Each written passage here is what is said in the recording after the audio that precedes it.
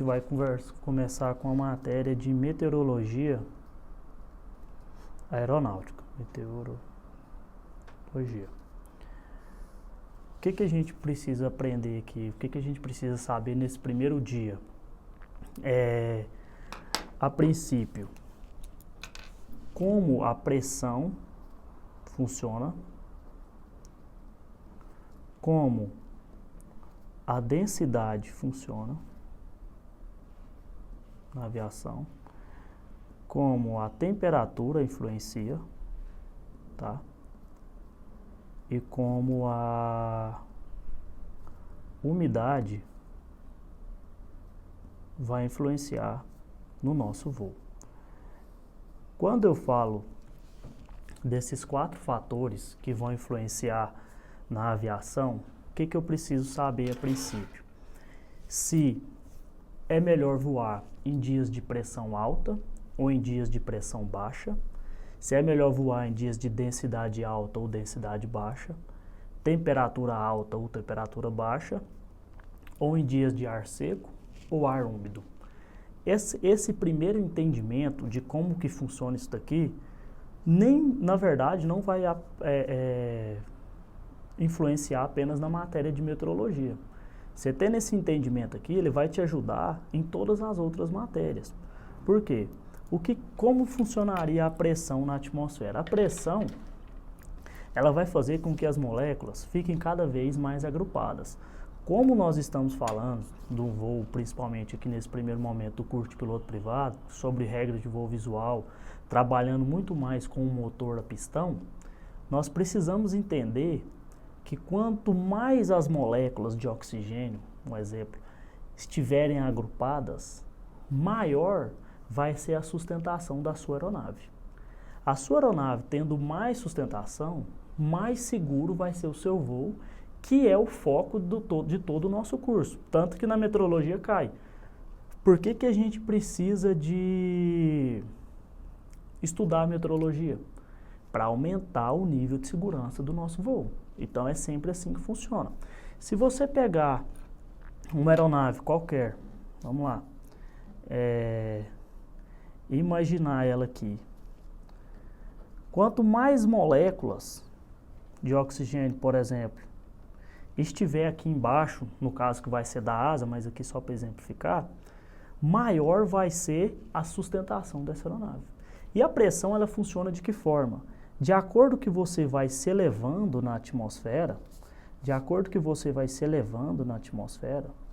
essa pressão, ela vai sempre, olha só, tanto que é importante você saber disso, ela sempre vai diminuindo com altitude. Sempre diminui com altitude. Isso é uma característica da pressão.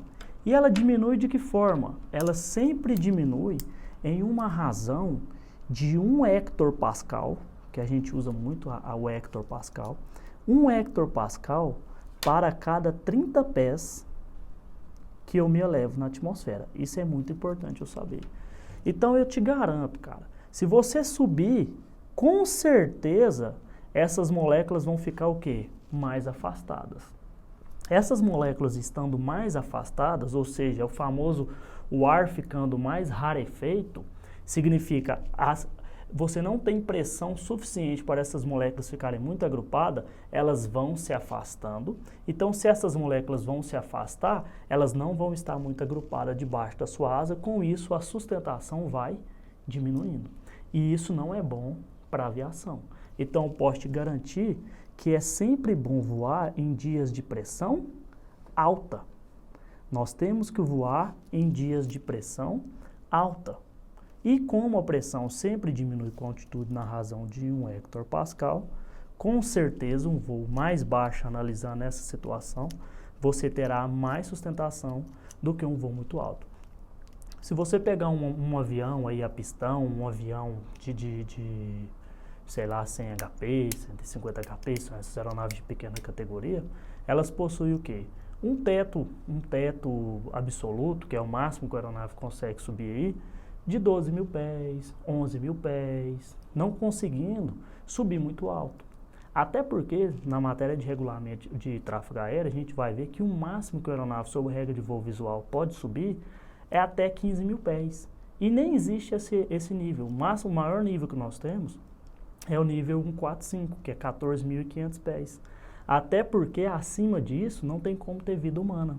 A vida humana não consegue existir acima de 5 km, que é mais ou menos uns 15 mil pés.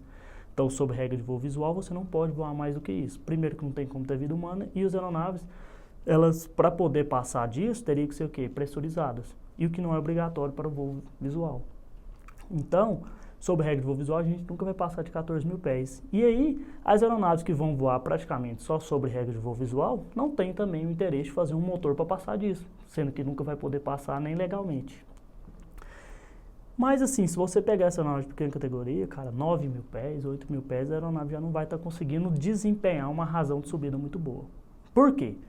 Principalmente pelo fator de a pressão sempre ir diminuindo. E lembre-se, a pressão é a coisa mais importante que nós temos para a aviação.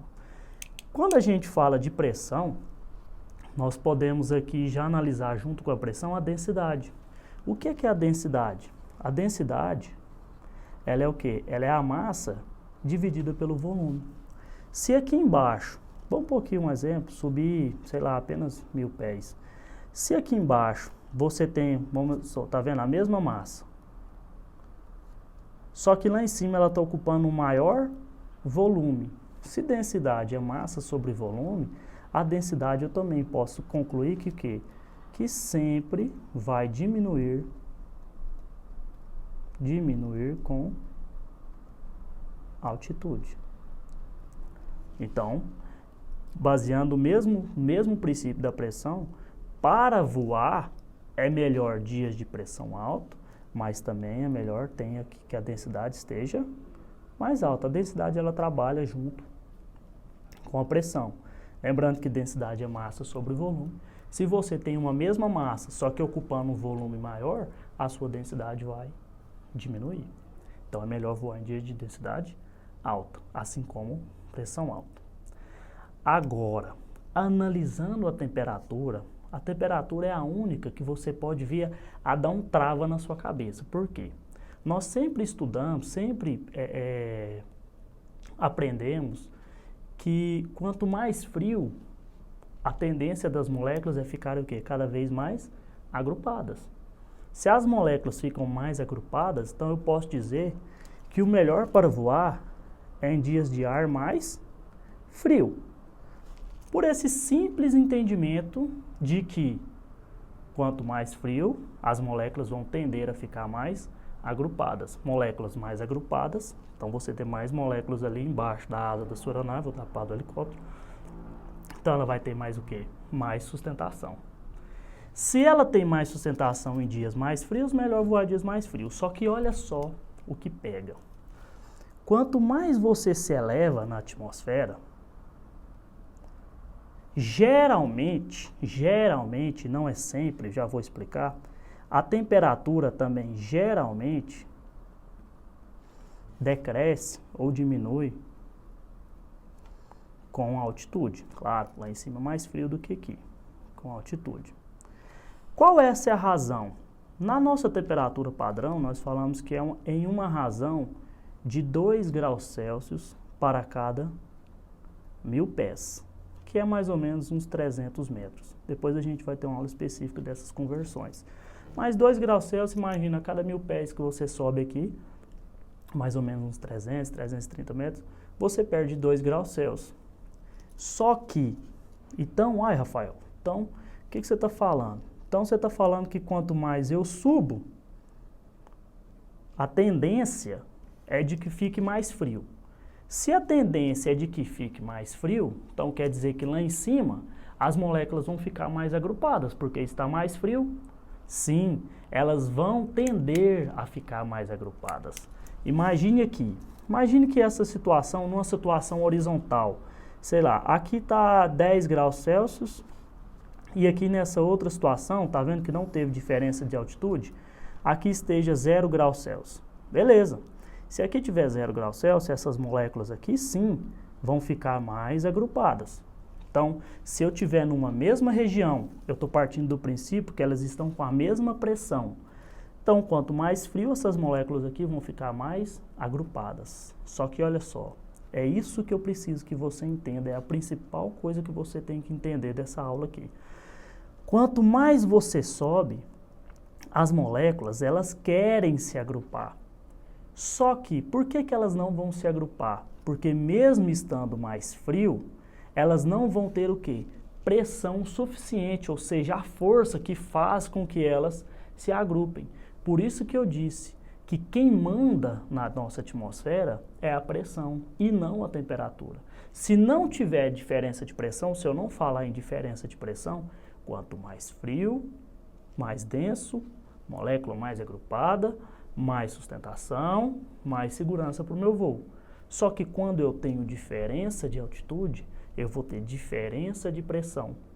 E aí você deixa de analisar a temperatura e passa a analisar apenas a pressão. Então você vai subir, geralmente a temperatura vai diminuir, só que vai ficar mais inseguro o seu voo, menos seguro, porque a pressão está diminuindo.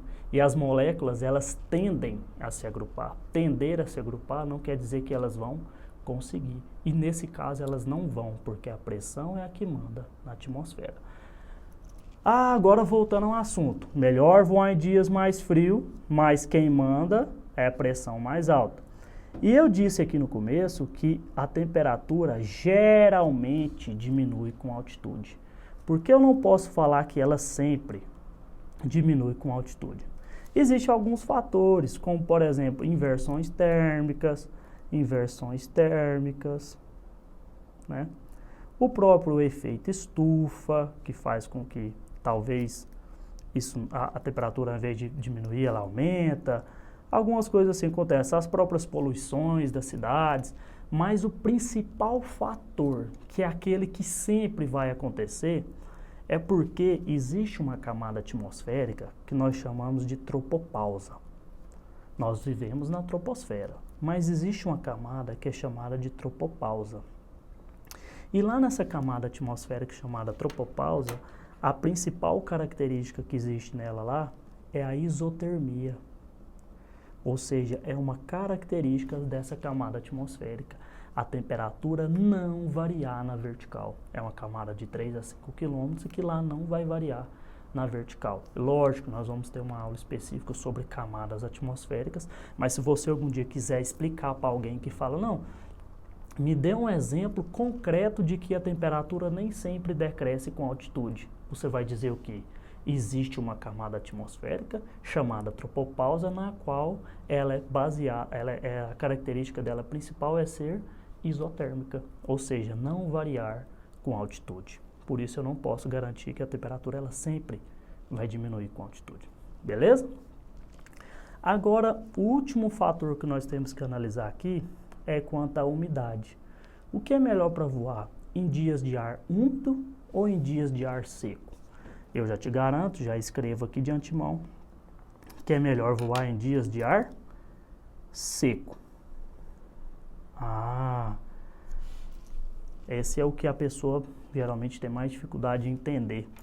O que você precisa saber antes de eu chegar na conclusão de que é melhor voar em dias de ar seco do que em dias de ar úmido? A nossa atmosfera padrão, vamos analisar muito sobre a nossa atmosfera padrão. A nossa atmosfera padrão, ela é composta de quê? 78% de que nós temos aqui da nossa atmosfera é composta de nitrogênio. 21% é composta de quê? Oxigênio. E 1% é composto de outros gases, que é o que é cobrado, nem é cobrado mais os outros gases. 78% nitrogênio, 21% oxigênio, 1% outros gases. Quando eu falo em atmosfera padrão, percebe-se, eu não estou falando da água. A água, o vapor de água em si, ele não faz parte da nossa atmosfera padrão.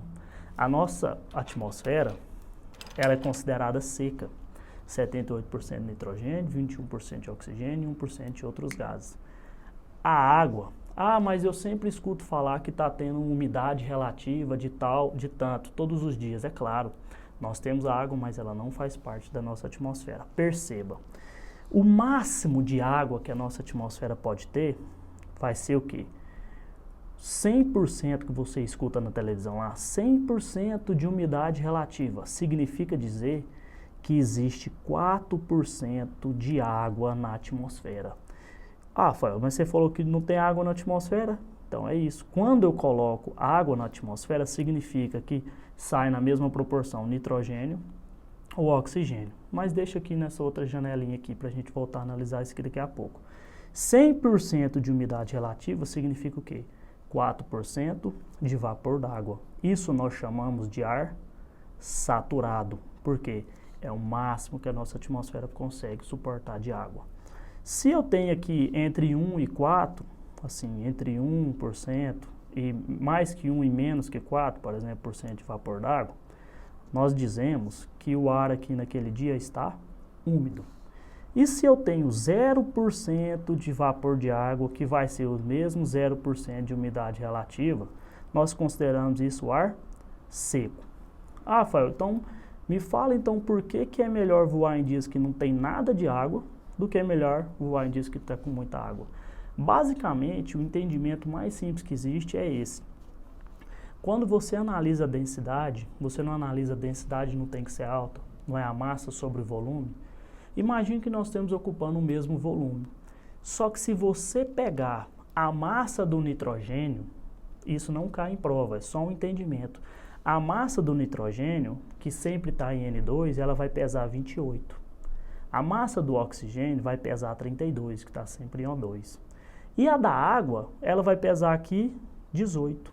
2 do nitrogênio e 16 do oxigênio, ela vai pesar 18. Então vai ser como se você pegasse algo que está fazendo uma força de 28 ou algo que está fazendo uma força de 32, trocar por algo que faz força de 18. Ou seja, você diminui a massa que está naquele volume quando você coloca água na atmosfera. Então, quanto mais úmido o ar estiver, menor vai ser a sua densidade e mais inseguro vai ser o seu voo, porque o voo mais seguro é aquele que nós temos mais densidade, mais moléculas ali embaixo da sua asa ou da pá do helicóptero, beleza? Então, para recapitular aqui, o que é o mais importante a gente saber nesse primeiro momento? É melhor voar em dias de pressão alta, a pressão sempre decresce com altitude, na razão de 1 hectopascal para cada 30 pés, que é mais ou menos 9 metros. O melhor para voar é em dias de densidade alta, que a densidade é a massa sobre o volume. Então sempre diminui com altitude também, porque quanto mais alto você estiver, a pressão vai ser menor, as moléculas vão ocupar um espaço maior, então diminui a densidade lá em cima. Temperatura é melhor voar em dias de ar frio, porque quanto mais frio, maior a tendência delas se agruparem. Geralmente diminui com altitude na razão de 2 graus Celsius para cada 1000 pés. Isso nós chamamos de gradiente térmico positivo que está na troposfera, que é perder 2 graus Celsius para cada 1000 pés. E eu falo geralmente porque nem sempre, como principal exemplo da tropopausa, que nós já dizemos. E lá em cima, mesmo a temperatura estando mais frio na maioria das vezes, não vai estar mais seguro, não vai estar mais denso, porque quem manda é a pressão. E o melhor para voar vai ser em dias de ar seco, porque quanto mais água você coloca na atmosfera, menor a massa vai ser, então a densidade vai diminuir. O que a gente tem de atmosfera padrão é 78% de nitrogênio, 21% de oxigênio, 1% de outros gases, 4%, que é o máximo que a nossa atmosfera suporta de água, a gente chama isso de 100% de umidade relativa. Menos que 4 e mais do que 0, por exemplo, nós chamamos isso de ar úmido, e quando tem 0%, nós chamamos de ar seco, que é o melhor para voar, o mais seguro. Beleza? É isso daí.